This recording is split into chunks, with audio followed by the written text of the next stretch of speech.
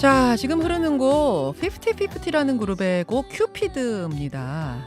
4인조 아이돌 그룹인데요. 지난해 11월에 데뷔를 했는데 불과 4개월 만에 이 곡을 빌보드 차트에 진입시킵니다. K-팝 가수 중에 최단 기간 진입 기록이라고 해요. 그리고 지금까지 15주 연속으로 빌보드 핫 100 차트에 머물고 있습니다. 특히 이들은 대형 기획사가 아니라 중소기획사 소속이란 점에서 더 큰 의미가 있었죠. 그런데 얼마 전부터 소속사와 외주 프로듀서 사이의 갈등이 조금씩 불거지는가 싶더니 멤버들과 소속사 간의 폭로전으로 이어지면서 급기야 법적 소송이 시작됐습니다. 이제는 전 세계 연예계가 주목하는 뉴스가 돼버린 이 50-50 사건 지금부터 정리해보죠. 대중문화 전문 기자입니다. 문화일보의 안진용 기자 연결이 돼 있어요. 안 기자님 나와 계십니까? 네, 나와 있습니다. 예. 안녕하세요. 안진용입니다. 이 그룹은 뭐 국내보다 외국에서 먼저 유명해졌기 때문에 모르는 분들도 꽤 계세요. 네. 어떤 팀인지 짧게 소개해 주시죠. 제가 그럼 앵커님께 한번 여쭤볼게요. 네. 멤버 4명의 이름 알고 계신가요? 네, 이름까지 모르겠어요. 저 얼굴은 다 그렇죠. 아는데. 이게 저도 마찬가지예요. 이게 바로 딱 나오지 않을 정도로 굉장히 신생 그룹이거든요. 예. 그런데 이들이 지난해 11월 데뷔했고 국내 활동이 많지 않았기 때문에 무리가 아니거든요. 그럼에도 불구하고 미국 빌보드 차트나 영국 오피셜 차트에서 단숨에 상위권에 들어가니까 전 세계가 주목할 수밖에 없죠. 그런데 여기서 사람들이 궁금해지는 게 예. 이들을 갖고 왜 이리 시끄럽냐, 왜 이들의 이런 소유권을 갖고 얘기가 나오냐를 놓고 봤을 때 누가 기획했는지, 도대체 누가 주인인지에 대해서 궁금해지거든요. 제가 좀 쉽게 설명을 해드릴게요. 네. 내가 집을 지어요. 예. 내가 돈을 냅니다. 음흠. 내가 설계하고 자재 샀어요. 그리고 인부를 사서 집을 지었어요. 네. 그럼 그 집은 제 집인가요? 인부의 집인가요? 당연히 안 기자님 집이죠. 그렇죠. 마찬가지예요. 그래서 이 어트랙트의 전홍준 대표가 모든 비용을 대고 그리고 안성일 대표, 이 기버스를 외주 프로듀싱을 맡긴 겁니다. 일종의 인부를 산 거죠. 그런데 지금 과연 이 소유권이 누구인지가 그럼 명확해지겠죠. 근데 여기서 전홍준 대표는 본인 건데, 내 집인데 이걸 강탈하려는 세력이 있다라고 주장을 하면서 그 세력이 바로 이 더 기버스 안성일 대표라고 주장을 하고 있는 거죠. 아주 짧게 전체적인 사건의 윤곽을 지금 잡아주셨는데 여기서 이제 어트랙트라는 이름이 등장하고 뭐 전홍준, 안성일 좀 헷갈리실 수 있어서 제가 한 번만 재반 설명을 좀 하고 갈게요. 그러니까 이 소속사 기획사 어트랙트는 좀 작은 회사다 보니까 네. 자체 프로듀싱이 어려워서 이 안성일 대표가 있는 더 기버스라는 회사에다가 앨범 프로듀싱을 외주를 준 거다. 이렇게 이해하면 됩니까? 네, 맞습니다. 예. 그러면 멤버들의 소속사는 어트랙트지만 앨범 컨셉 잡고 멤버들 훈련시키고 이런 프로듀싱은 안성일의 더 기버스가 다 했다. 이렇게 보면 돼요. 네, 맞아요. 예. 근데 중소돌의 기적이다라는 찬사를 들어가면서 승승장구할 일만 남았던 50-50가 갑자기 이 문제가 불거진 건 이 전홍준 대표, 어트랙트 대표의 어떤 발표에서부터였어요.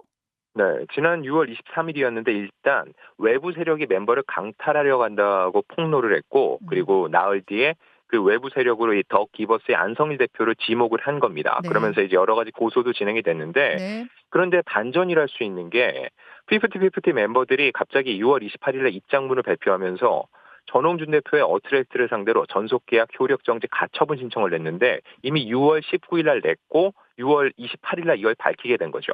그 직후 더 기버스에서도 본인들의 외부 세력으로 이렇게 지목이 됐는데 사실이 아니다. 전면 부인을 하면서 맞고소를 하겠다는 입장을 밝히고 있는 거예요. 그러니까 더 기버스 외주 프로듀서가 나 멤버들 강탈하려고 한 적 없는데 이게 무슨 말이냐라고 반격하고 나오자 네. 이 어트랙트의 소속사의 전홍준 대표가 녹취록을 하나 공개를 합니다. 이게 잠깐 들려드릴 텐데요. 그 소속사 어트랙트의 전홍준 대표하고 워너뮤직 코리아라는 글로벌 회사 아시죠, 여러분? 거기에 전무가 통화한 내용입니다. 잠깐 듣겠습니다. 제가 그 안성일 대표한테는 네. 그 전에 그 바이아웃을 하는 걸로 저희가 200억 제안을 드린 게 있어요. 전 못 들어봤습니다. 못 들어보셨다고요? 예. 바이아웃이라는 게 뭐예요? 아니 그 레이블, 레이블을 뭐 어떤 거를요? 그러니까 저희가 다 보통 표현으로 하면은 그 아이들을 다 이제 그 인수하고 뭐 이런 아니, 식으로 아니. 말씀을 예, 드린 예. 거. 예, 지금 잘 들어보면은 워너뮤직 코리아 쪽에서 멤버들을 200억에 바이아웃 하겠다라고 더기버스 안성일 대표한테 우리가 제안했는데 아니 전 대표님 그거 못 들어보셨어요? 지금 이러는 거예요. 네. 바이아웃이란 게 쉽게 말해서 멤버 인수하는 걸 바이아웃이라고 하나요? 사가는 거? 네, 맞습니다. 자기들이 그 팀을 인수를 해서 이제 우리 산하로 두고서는 활동을 시키겠다. 쉽게 말하면 이런 건데, 이것도 아까 말씀드린 집에 또 비유를 해볼게요. 네.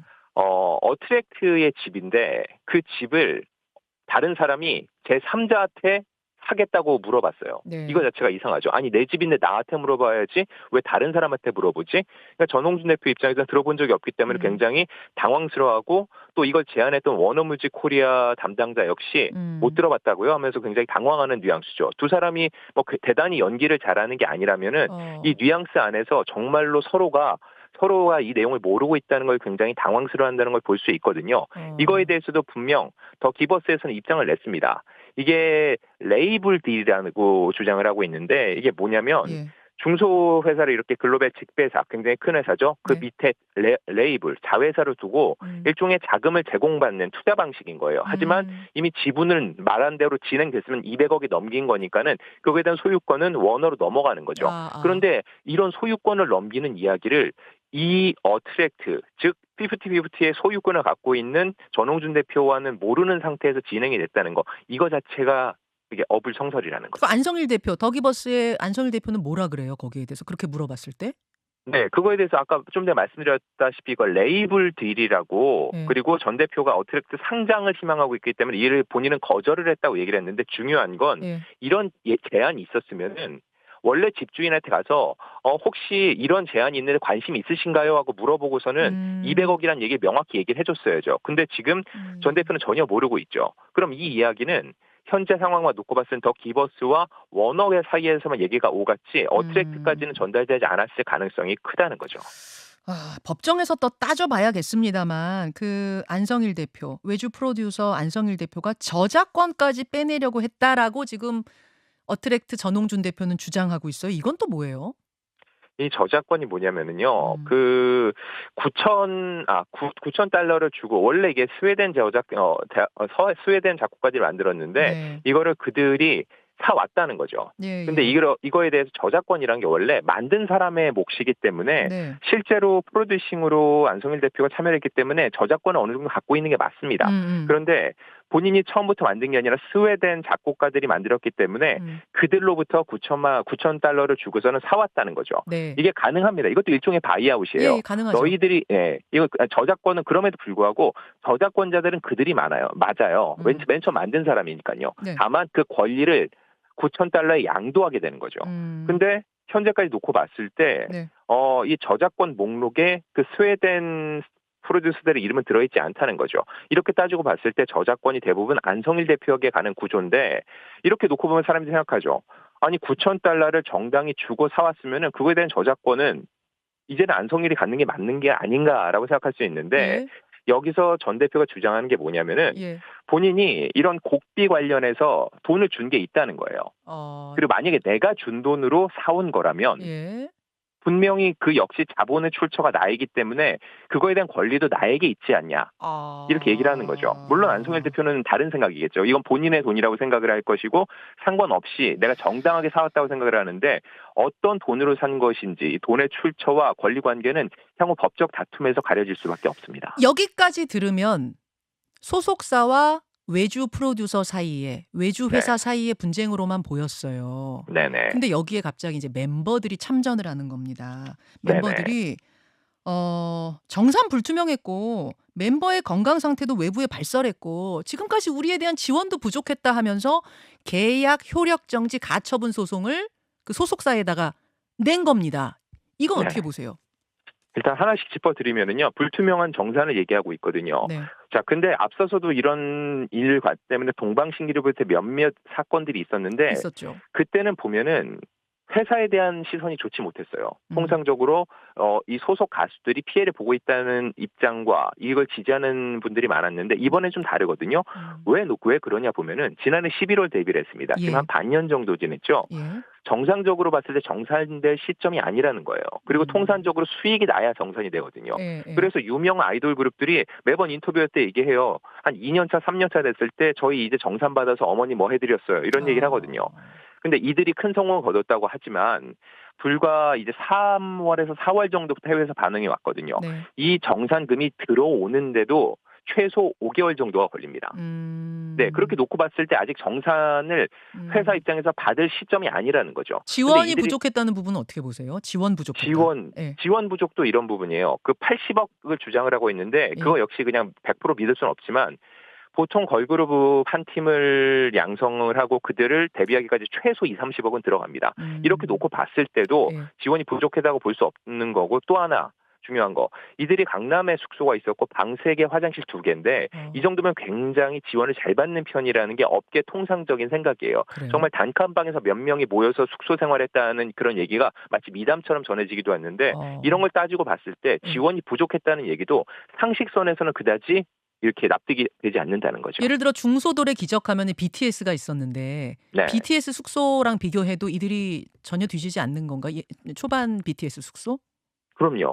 그들 역시도 7명이 같은 한 집에서 다 생활했는데 이들은 4명이잖아요. 그리고 방 3개면은 거의 한 명, 몇 명, 몇 명 혼자서도 쓸 수 있는 그런 상황이 될 텐데 게다가 이게 강남이라는 거죠. 알겠습니다. 이 주장에 따라 한 270만 원 정도의 월세가 나간다는데 이걸 놓고 봤을 때 지원이 부족했다는 말도 그다지 타당해 보이진 않습니다. 지금 안진용 기자가 전반적으로 양쪽 의견 들으면서 취재해 본 걸로는 그럼 좀 어트랙트 전홍준 대표가 더 억울하겠다 쪽 입장이세요? 전반 그 연예계 전반에 업계 전반의 평가는 지금 어떻습니까? 물론 뭐 끝까지 결론은 봐야겠습니다만. 네, 제가 누구 억울하다 말다 이거를 얘기할 수는 없을 것 같고요. 네. 다만 저는 항상 상식에서 판단해 보는데 상식선에서 말하는 그들의 불투명한 정산, 지원 부족이 다른 중소 아이돌 기획사들의 지원과 놓고 봤을 때 결국 뒤지지 않는다는 거죠. 게다가 그들이 지금 성공을 크게 거뒀잖아요. 네. 이 상황에서 그들이 갑작스럽게 이런 걸 주장하고 나왔을 때 보다 좀 확실한 논거가 있어야 되는데 그런 게 부족하기 때문에 전반적인 언론의 분위기도 그렇고 업계의 시선도 50-50를 향해서 그다지 호의적이지 않은 겁니다. 자, 우리 K-팝계에 이번 이 사태가 어떤 과제를 던졌다고 보세요? 일단 K-팝 시장을 바라보는 해외의 시선이 2가지예요. 대단하다. 나머지 하나는요. 너무 아이들을 소모시킨다. 이게 그들을 이렇게 훈련시키는 과정에서 너무 사생활 침해도 많고 문제가 있다는 얘기 지적을 하는데 네. 50-50를 칭찬하다 이런 일이 불거지니까 또다시 K-팝 시장에 대한 굉장히 안 좋은 시선이 나오고 있거든요. 또 하나 문제는 뭐냐면 이런 식의 문제 제기를 통해서 30초. 성공한 그룹들이 자기들이 스스로 혼자 살 수 있도록 기존 회사를 배제할 수 있는 모양새가 갖춰진다면은 또 다른 제2의 50 사태가 나올 수 있다고도 볼 수 있고요.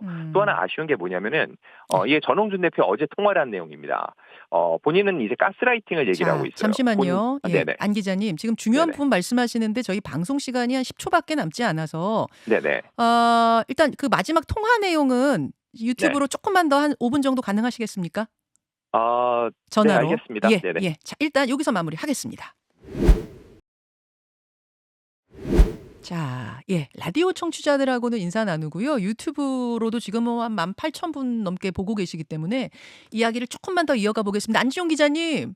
네. 아유, 출근하셔야 되는데 죄송합니다. 저는 이미 출근해 있습니다. 저는 아침 6시에 출근입니다. 그러시군요. 네. 아니 어제 어트랙트 전용준 대표랑 통화한 이야기를 좀 미리 하지 그러셨어요. 지금 끝나야 되는데 중요한 얘기를 하시려고 해가지고 제가 네네. 하는 수 없이 지금 유튜브로 조금 넘어와 봤는데요. 네네. 전홍준 대표랑 어제 직접 통화를 하셨어요? 네, 맞습니다. 어떤 입장을 밝히시던가요? 일단 굉장히 조심스럽고요. 최근에 전홍준 대표가 말을 굉장히 아꼈잖아요. 초반에 좀 얘기를 하다가 안 한 이유가 뭐냐면 일단 가처분 신청이 있기 때문에 이 가처분 신청이 나오기 전까지는 본인이 섣불리 입장을 내는 게 조금은 좀 섣부를 수 있겠다는 판단 때문에 그랬고요. 어제 얘기를 한 것 중에 가장 큰 건 그거였어요. 왜 이런 일이 불거졌을까를 놓고 봤을 때 전홍준 대표의 주장은 가스라이팅이었어요. 뭐냐면 본인 입장에서도 왜 이렇게 주변에서 이제 본인도 욕을 먹는데요. 비판을 받는데요. 어떤 부분이냐. 아니 어떻게 이렇게 되도록 몰랐냐. 정말 당신이 대표고 피프티 어트랙트의 주인이면은 좀 더 체크를 하는 게 맞지 않냐라는 주장인데 본인도 이 더 기버스를 전적으로 믿었다는 거죠. 그러다 보니까 어느 순간 모든 게 다 옳다고 생각하고 같이 왔는데 어느 순간 문제가 불거졌을 때는 너무 사태가 커진 다음인데 마찬가지일 거라는 게 본인의 주장이에요. 이 멤버들 역시 예. 지금 본인은 이해가 안 되지만 본인들은 본인들이 옳은 일을 하고 있다고 생각할 수 있을 거라는 거예요. 왜냐면 꾸준히 프로듀싱을 맡고 있는 그 더 기버스와 활동을 해오면서 네. 그쪽부터 지속적으로 그쪽 얘기 들었으니까는 아마도 우리 얘기를 지금 아예 듣고 있지 않다는 거예요. 전홍준 대표와는 멤버뿐만 아니라 멤버의 부모들과도 소통이 되지 않거든요. 이런 걸 놓고 봤을 때 이 가스라이팅에 의한 게 아닌가라는 게 전 대표의 주장입니다. 자, 이건 전 대표의 주장입니다. 지금 네, 맞습니다. 전홍준 대표의 직접 워딩이 전혀 나오지 않고 있는 상황이기 때문에 직접 통화를 한 안진용 기자가 전해주는 이야기가 사실은 이게 좀 중요한 부분이 될 텐데요. 네. 전홍준 대표 생각에는 이 네. 멤버들이 50-50 멤버들이 더 기버스 외주사 더 기버스에게 가스라이팅 당한 게 아니냐라고 의심하고 있다 이 말씀이시고 네, 본인이 맞습니다. 이 지경이 이 사태가 이 지경이 되도록 그 상황을 몰랐던 것에 대해서는 좀 자책하고 있다 그런 말씀이신 거고요. 네, 맞습니다. 그 안성일 대표 쪽 입장도 저희가 듣고 싶은데 지금 그쪽 입장도 들을 수가 없어서 좀 답답한 상황인데요.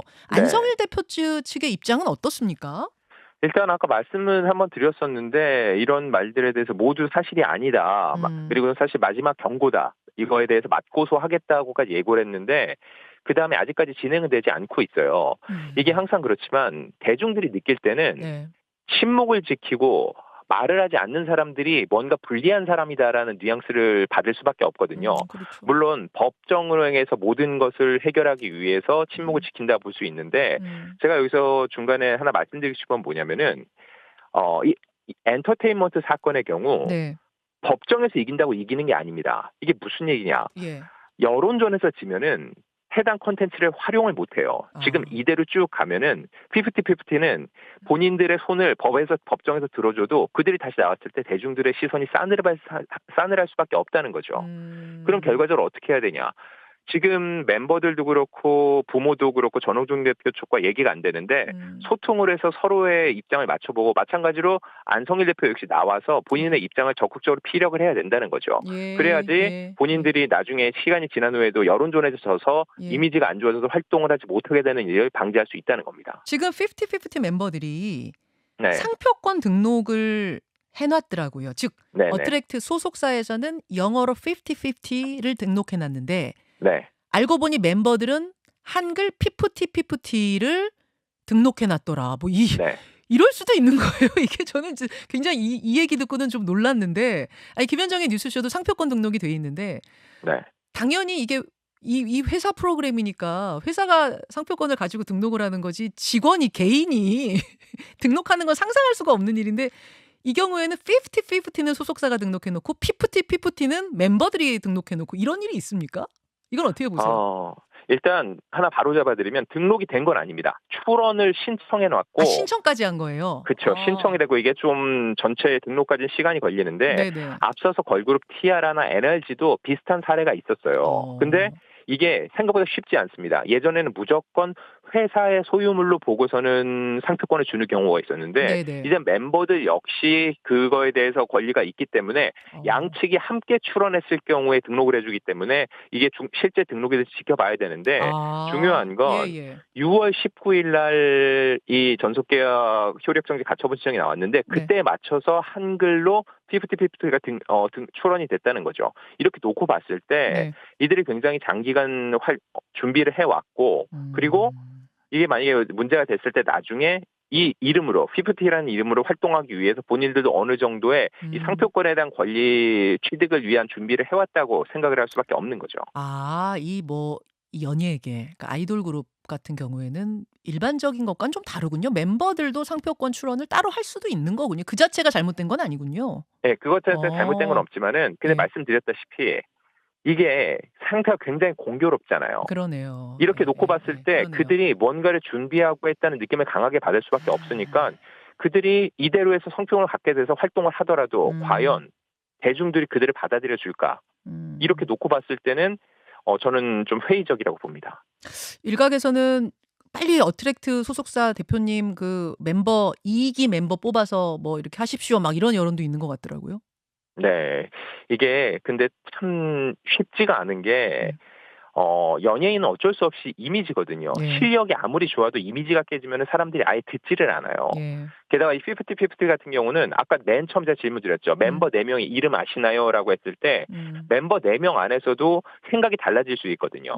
그렇게 되면 각자 활동을 하게 되는데 개별적으로 섰을 때 과연 그들이 자생력이 있느냐 놓고 보면은 아직은 그들의 내공이 그다지 깊지 않다는 게 제 생각입니다. 알겠습니다. 알겠습니다.